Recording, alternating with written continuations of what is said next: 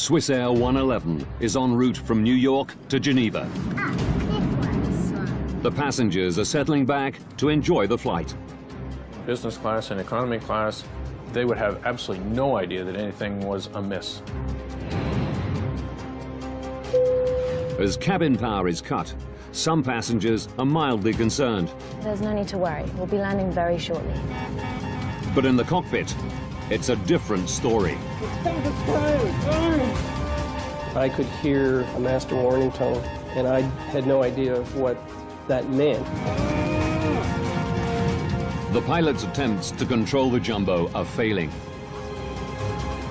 Few on board realize they only have minutes to live.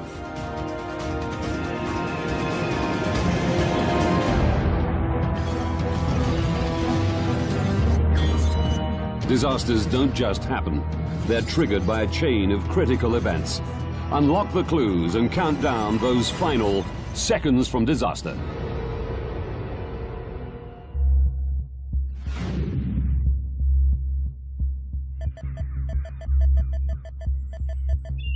Golden's Bridge, New York. 4:46 p.m. Father of three, Ray Romano, is leaving on a business trip to Europe. Lynn, are you almost done, honey? Just finishing up. Is it time already? It's time. I just made partner in his accounting firm that he worked for his entire life. He was just an all-around good man. I'll see you next week. Please call. Of course. –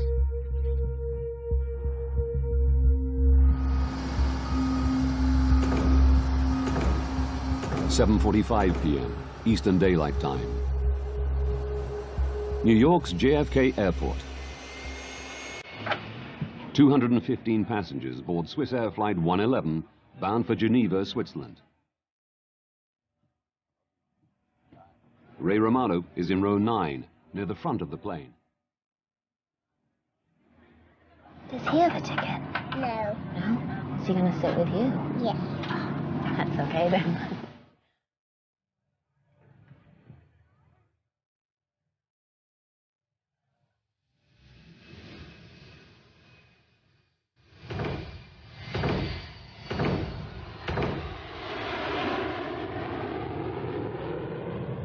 Captain Urs Zimmermann and First Officer Stefan Löw will fly through the night on the 8-hour journey.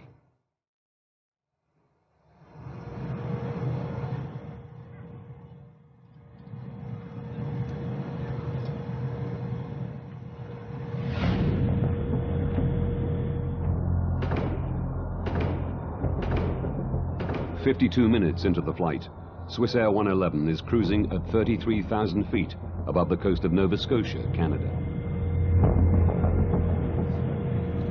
Riechst du was? Ja, Mo, ich schmecke da schon etwas da. Aber auch nicht, wo das ist.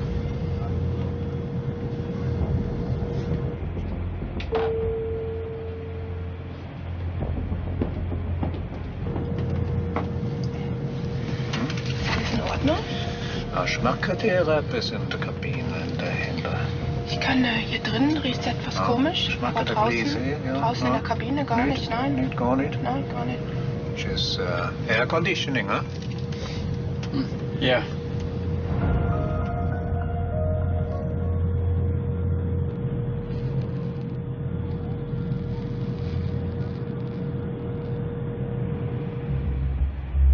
How about we colour in a space rocket? I got it. This looks for pink and purple. Thank you. Just perfect.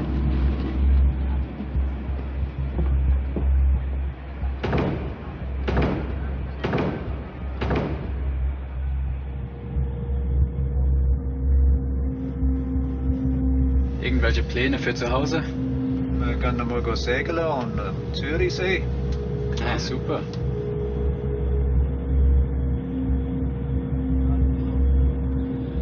Ist es eben nicht so gut da. Hm? Schau mal da. Das ist gar nicht so gut. Captain Zimmermann decides to land and get the plane checked. Swissair 111 Heavy is declaring pan.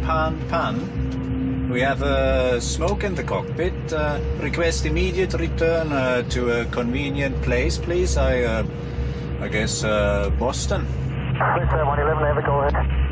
Air traffic control tells him Halifax Airport is much closer than Boston, just 122 kilometers away. Would you prefer to go into Halifax? Affirmative for Swissair 111 Heavy. We prefer Halifax from our position.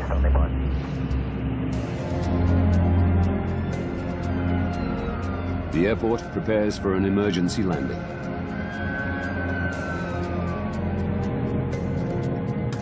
The smoke has gone, but the pilots still want the plane checked. They use oxygen masks as a precaution and begin to descend. The captain has turned on the fasten seatbelt sign. We have a problem with the air conditioning, which needs to be rectified before we continue the flight. We'll be detouring into Halifax Airport in Canada.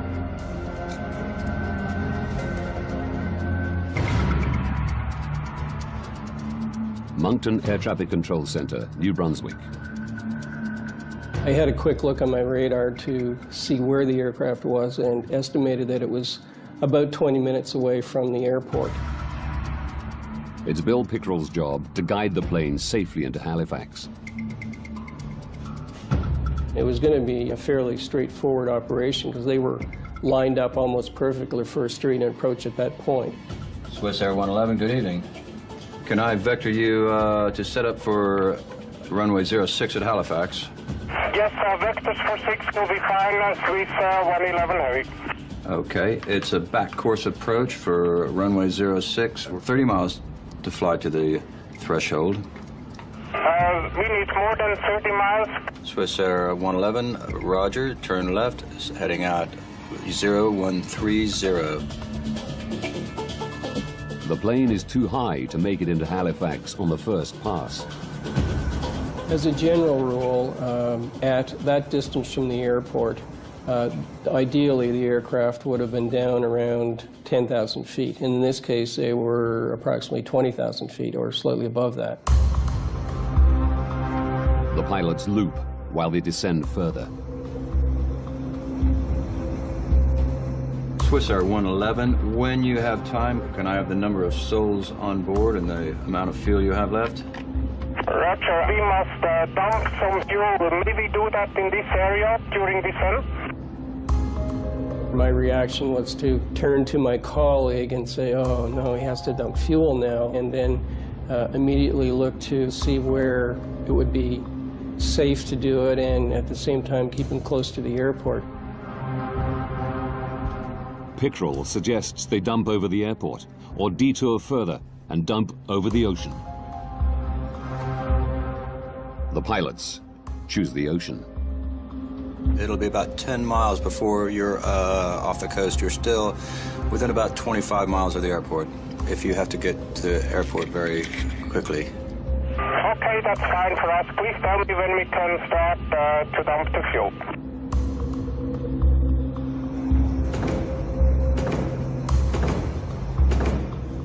The captain starts Swissair's procedure for dealing with smoke of unknown origin. Captain, bus switch selected, confirm. He cuts unnecessary power to the cabin.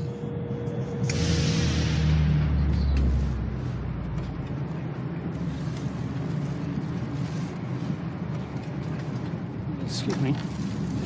Should we be concerned at this point? There's no electricity and the aircon's gone. No, the captain has assured us there's no need for concern. It's just usual procedure in an emergency landing. An emergency landing? There's no need to worry. We'll be landing very shortly. Could you strap her in, please?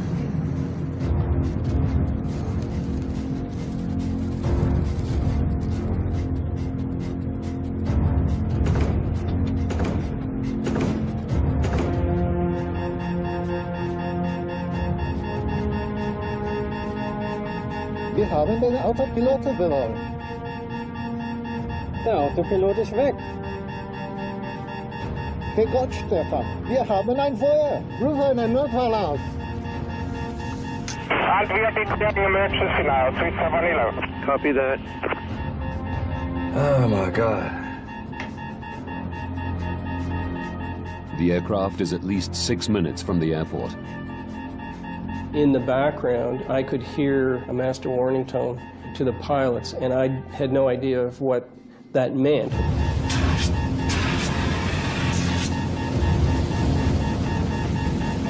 Komm schon, mach das! 11 Heavy, we starting damp now, we have to land immediate.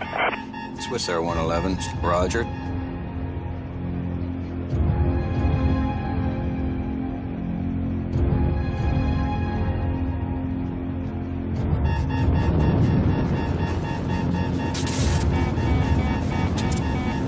Wir haben die Hauptflugkontrollanzeige verloren.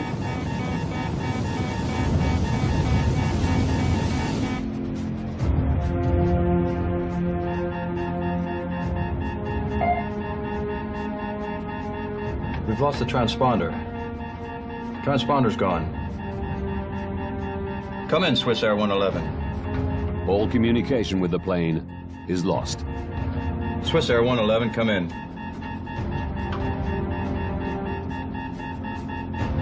Air traffic controllers can now only follow its path on their radar. Swissair 111, come in. We noticed that the aircraft had turned away from the airport and was proceeding westbound down the coast. And that was when we realized that something had gone horribly wrong.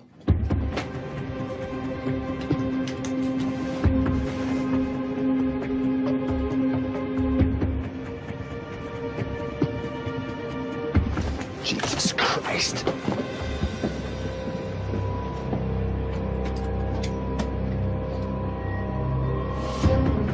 Please, we have seats at the back. Go straight down. My colleagues will help you.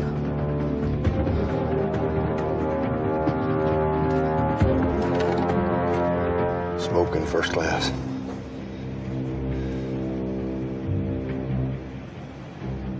For 6 minutes, Bill Pickerel watches the plane's erratic course.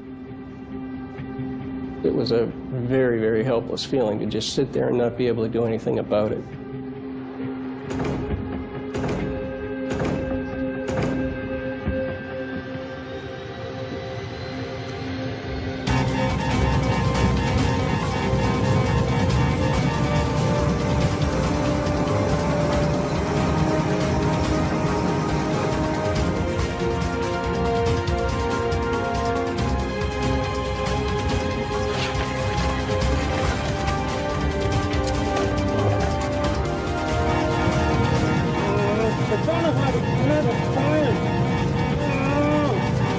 And suddenly they turned to the south, out toward the open ocean.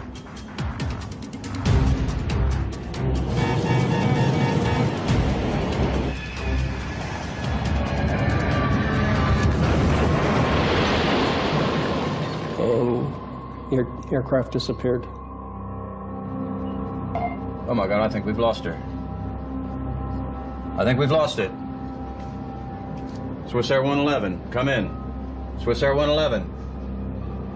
Oh my God.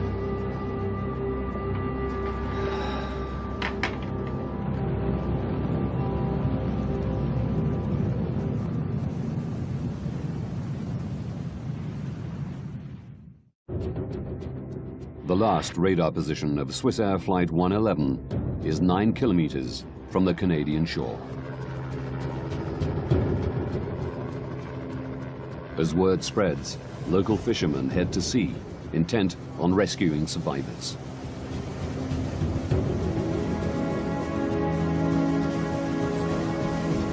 We think nothing of jumping in the boats in the night time and going and helping out as much as you can. And it was just a natural thing to do. It takes Wayne Manuel an hour to reach the site.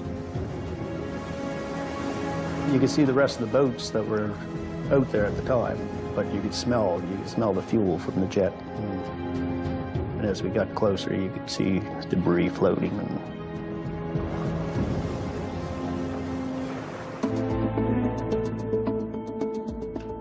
865 kilometers away, in Goldens Bridge, New York, Lynn Romano is catching some news.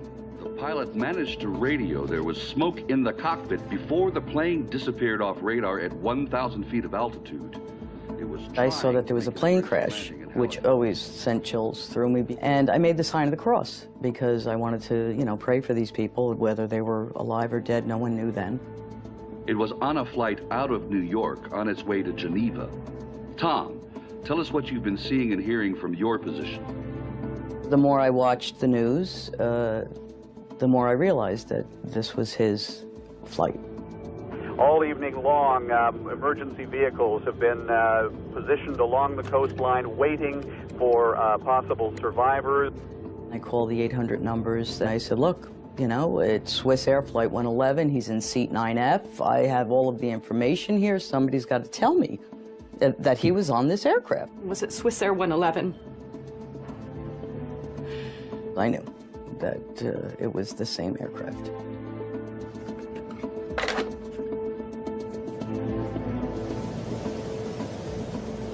Most of what we seen floating were clothes and pieces of suitcases and shoes and I think we went past one part of the plane at one time, like probably a half a dozen windows out of the side of it.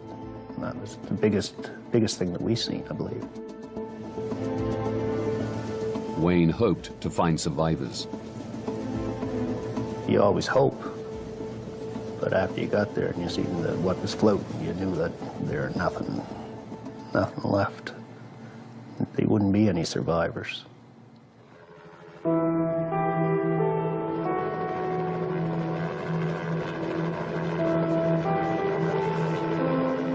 The devastating news is confirmed at daybreak.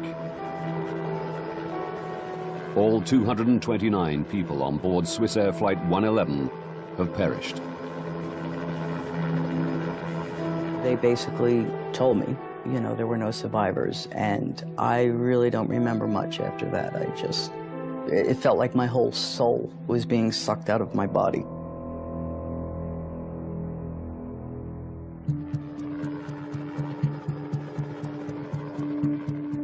The Canadian Transportation Safety Board launched an investigation. The deputy chief is Larry Vance. He has 31 years' experience as a pilot and 14 as an air crash investigator. His starting point is the tape from air traffic control. We had quite a bit of information, in fact, from the very beginning, because we knew that the aircraft had caught on fire, if you will, and that the pilots were fighting that circumstance. What we were interested in was how the fire started, how the fire spread, and how it eventually disabled the airplane. That's the key for us, was to answer those three questions.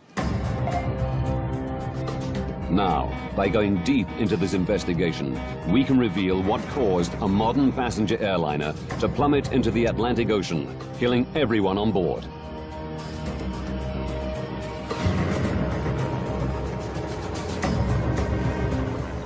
Before investigators can establish what caused the fire on Swissair 111, they must recover the wreckage.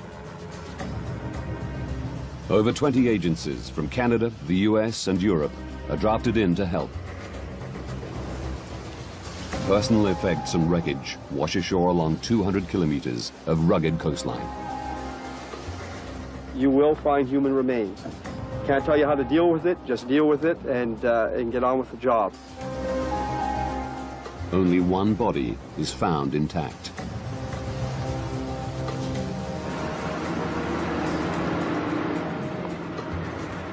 Divers and remotely operated vehicles scour the wreckage 54 meters under the sea.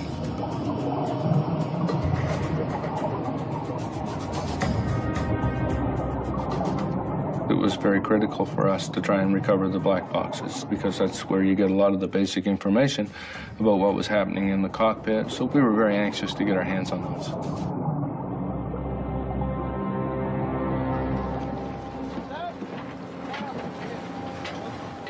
Within 9 days of the crash, both black boxes are found intact.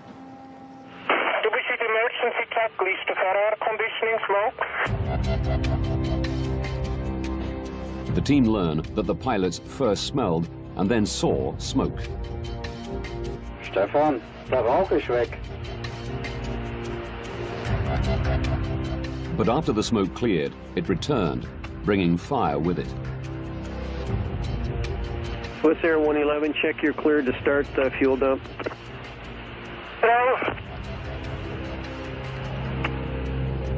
But investigators learn little more.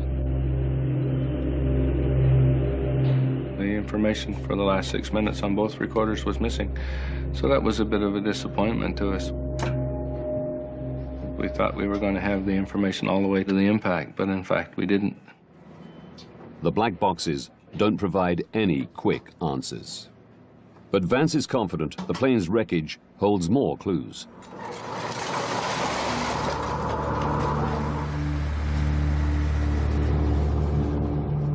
It takes months to retrieve the wreckage and personal effects.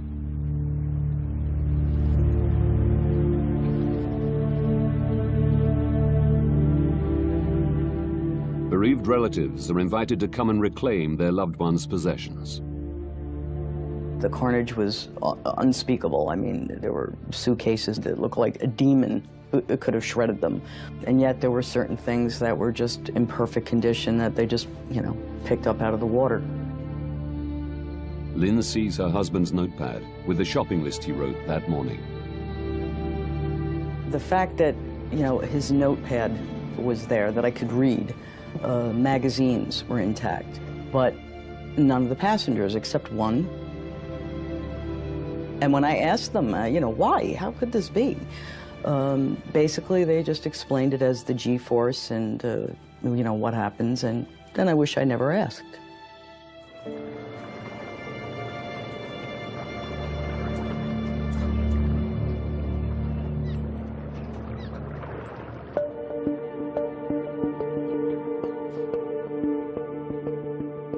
Eventually, 98% of the plane is recovered.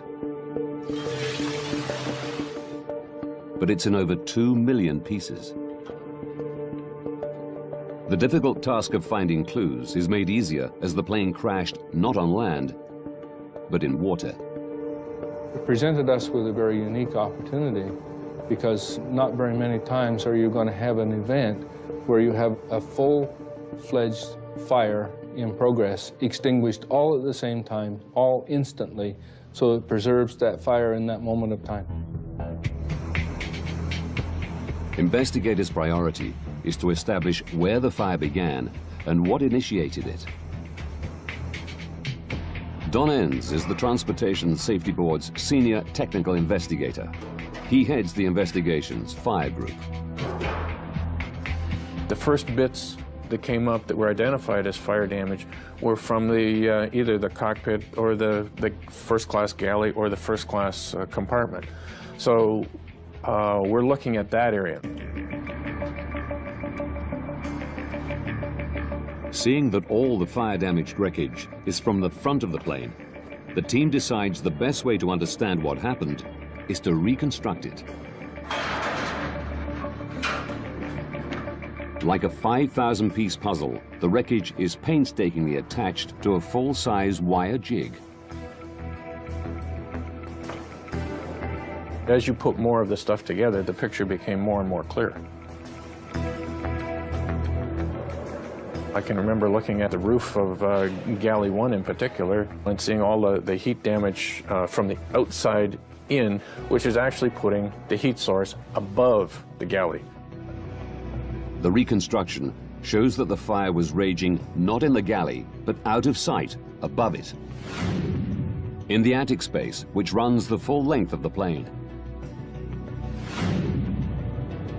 It houses electronic equipment, wiring, air conditioning components, and insulation.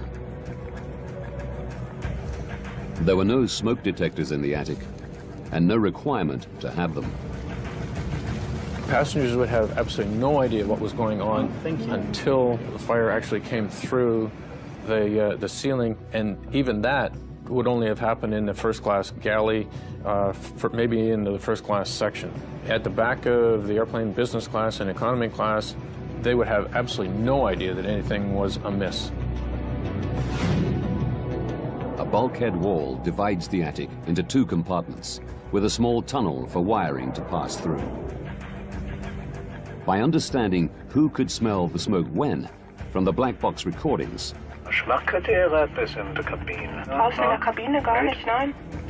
And by looking at the fire damage on the reconstruction, the team established that the fire started in front of the bulkhead, above the cockpit ceiling, where the pilots noticed the smell almost immediately.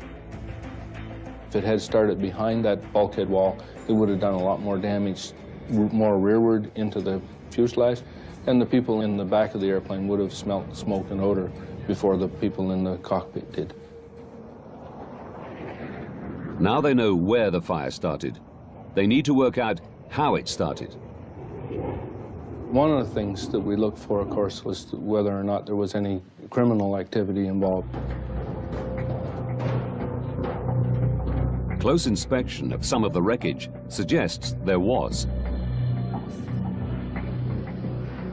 Very early on in the investigation, we started finding in what looked like buckshot from a shotgun shell.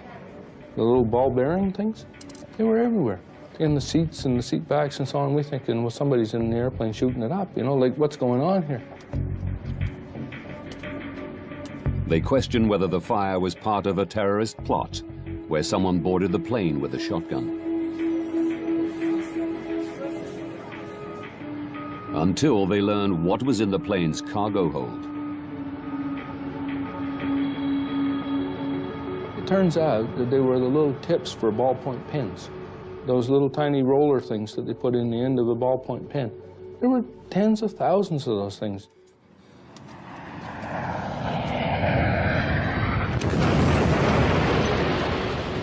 The plane hit the sea with such force, it shot the ball bearings through the cargo hold into the cabin and cockpit. With criminality ruled out, Vance and his team must consider other possible causes of Swissair 111's fire. We know where the fire started. We knew it was up above the ceiling in the cockpit area. And then you start looking for potential ignition sources up there. And right away, the obvious one that comes to mind is wiring. The plane housed 250 kilometers of wiring. 3,000 pieces have been collected from the crash site. Air crash investigator Jim Foote knows his team's task is enormous. First, they must try to identify where each wire came from. The B wires were from basically in the cockpit back to the first door. So those wires we were definitely interested in. Any wire that began with the letter B, we wanted. Now we're going to be examining every inch of this wiring. Jim's team search for damaged or missing insulation to see if they can find the wire that ignited the fire. Any wire, if you get the wire rubbing against a metal piece, then you can wear through that insulation. And if that wire is powered, then you could have an arcing event as it touches that structure. An arcing event is an electrical discharge which leaps from an exposed live wire. Like a tiny bolt of lightning, it creates a split-second flash of light and intense heat. This arc melts the wire's copper threads, leaving a telltale copper ball. It's these copper balls the team search for. They find 20 wire segments that had arced. Most of them ran through the ceiling of the cockpit. Any of them could have sparked the fire. 8 of the wire segments powered the state-of-the-art personal in-flight entertainment system, which was fitted to the first and business class cabins in the year before the disaster.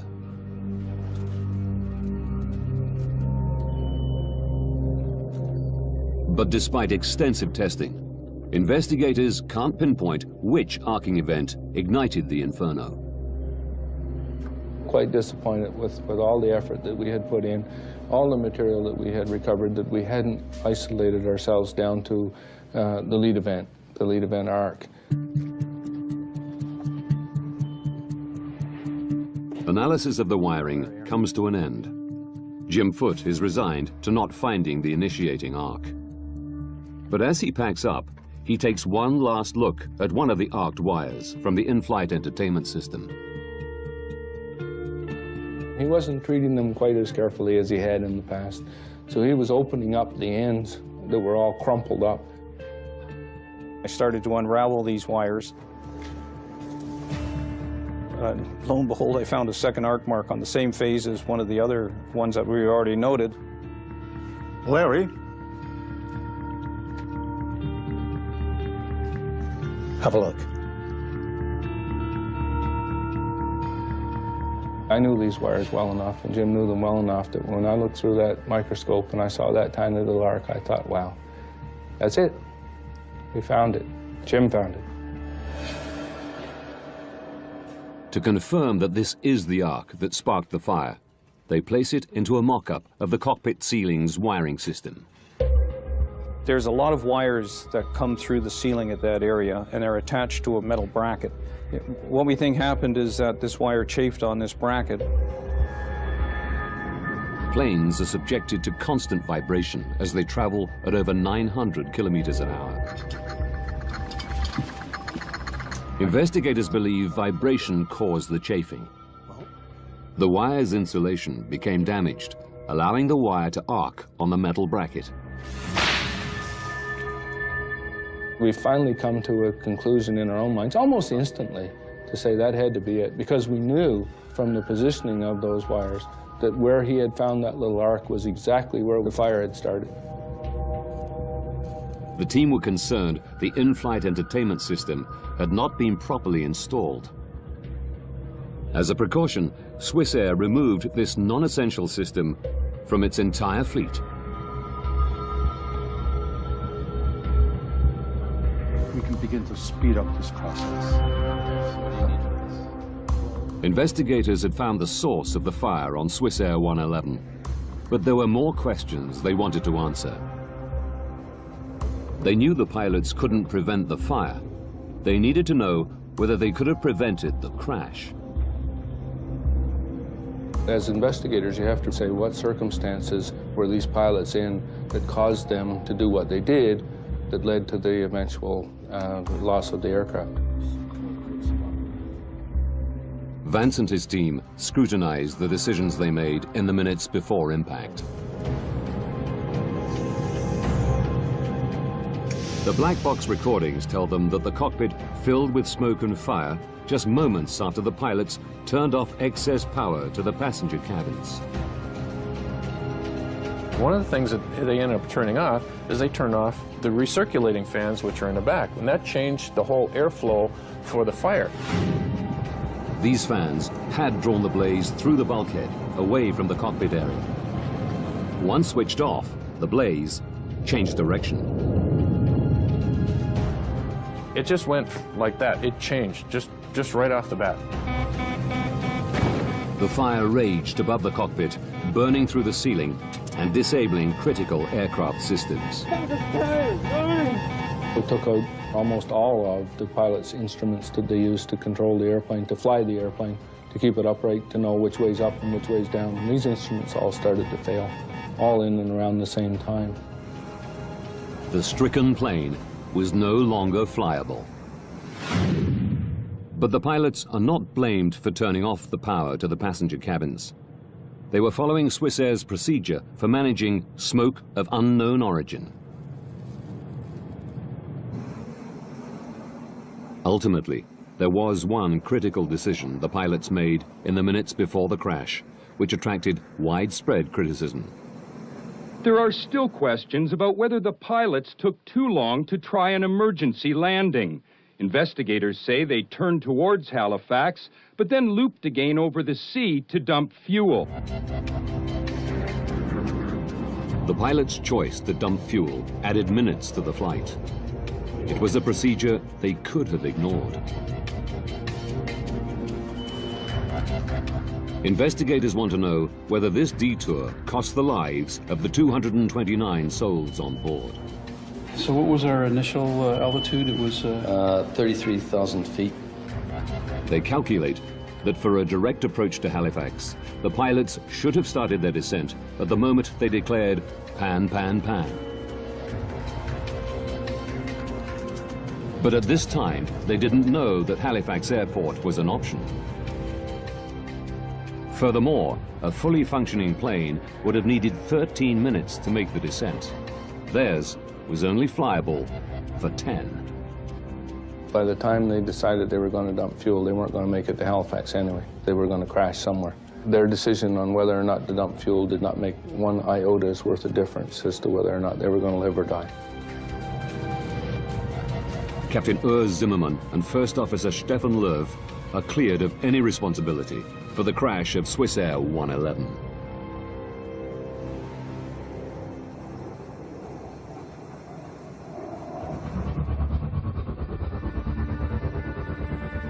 The investigation team successfully reconstructed the front of the plane, established where the fire began, and found the arc that sparked it. But they know a single spark did not bring the airplane down. To prevent future fires, the team needed to find out what had been burning. The threat to the airplane, in fact, was what was fueling the fire. If you have flammable material in such abundance that is capable of burning the airplane up, that's the real threat to the airplane.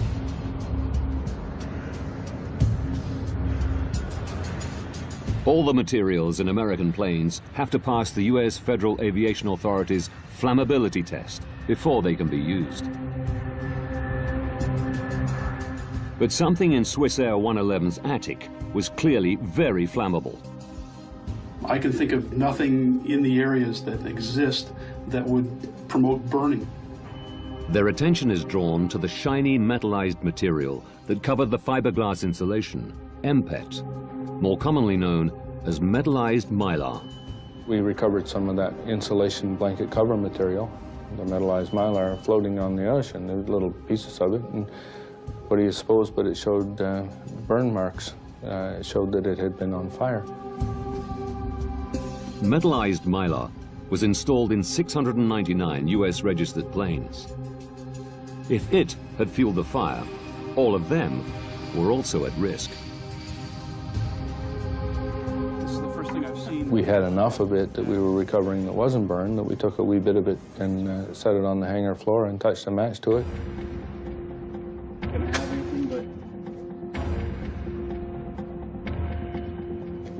Oh my God, look at that. That's incredible.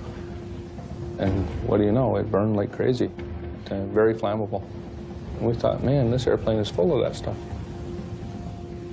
Vance is confident that metallized mylar fueled the fire on Swissair 111. Yes. We think we've come across what might be the problem. He immediately informs the U.S. Federal Aviation Authority. It's a cut fire. They had flame-tested metallized mylar more than 10 years earlier and passed it for use. One of the things that we did was to go back and look at the history of this metallized mylar to see if there had been previous opportunities to identify that as a hazardous material. And in fact, we found several events during which metallized mylar was on fire in airplanes.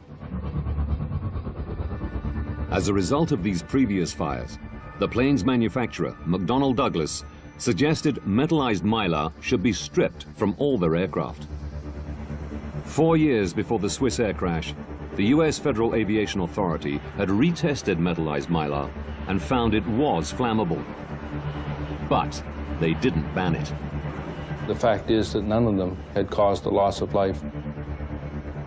Had one of these previous accidents resulted in a number of fatalities, if you had a body count, then they may well have reacted differently. The FAA now had a body count of 229.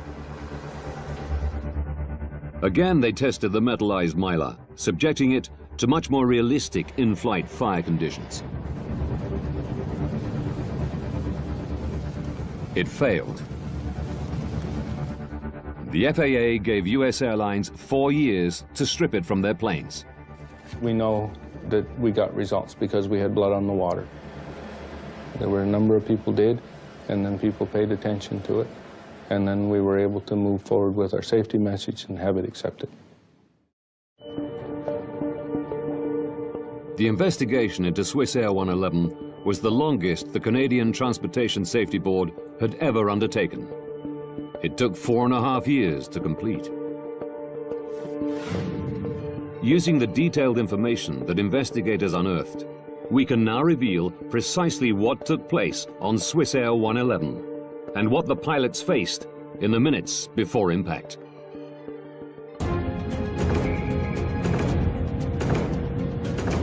"21 minutes to disaster. A wire in the attic arcs, igniting metallized mylar. The pilots smell something strange, but think it's an air conditioning problem. 18 minutes to disaster. Seeing smoke, they decide to land and head towards Halifax. 16 minutes to disaster. Air conditioning fans suck the attic fire towards the back of the plane. This clears smoke from the cockpit. 11 minutes to disaster. While looping to lose height, the pilots choose to detour further and dump fuel over the ocean. They don't know what's happening in the attic.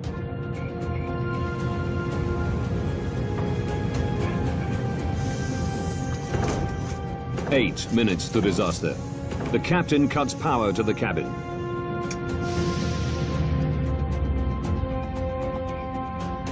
This shuts down the air conditioning fans, allowing the inferno to rage directly above the cockpit. 7 minutes to disaster. The blaze destroys the autopilot system, forcing the pilots to fly manually. Only now do they realize the enormity of the problem. Investigators suspect Captain Zimmerman fights the fire, leaving First Officer Lerv to fly the stricken plane.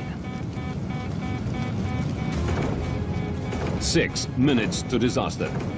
The fire disables the flight displays, communications with air traffic control, and the black boxes.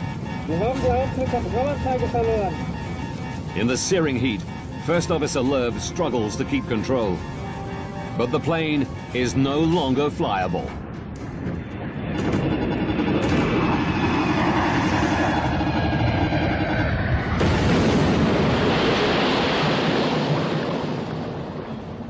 All 229 passengers and crew are dead.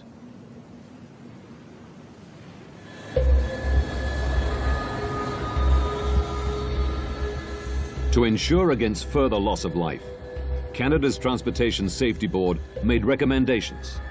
Many have been adopted globally by the aviation industry. They suggested that procedures for dealing with smoke of unknown origin be radically rethought. Our recommendation was that if you have smoke or odor in an airplane, that you have to assume that it is a fire that's out of control until you prove otherwise.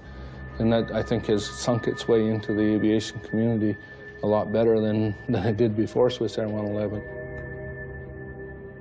Investigators' biggest success was the banning of flammable metallized mylar. We know as a result of the Swissair 111 investigation that materials that might otherwise have been put in airplanes are no longer being put in airplanes, so a lot of good work has been done and a lot of good safety action has been taken.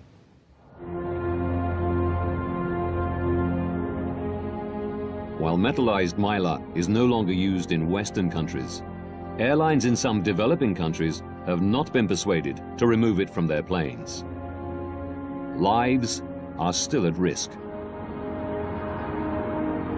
The next steps to make air travel safer may only be taken after another tragic incident. There has to be another event which refocuses people's attention, and that you have to say, we told you so, and you didn't fix it, now you better fix it because it's going to happen again. You cannot make people make change unless they feel a liability.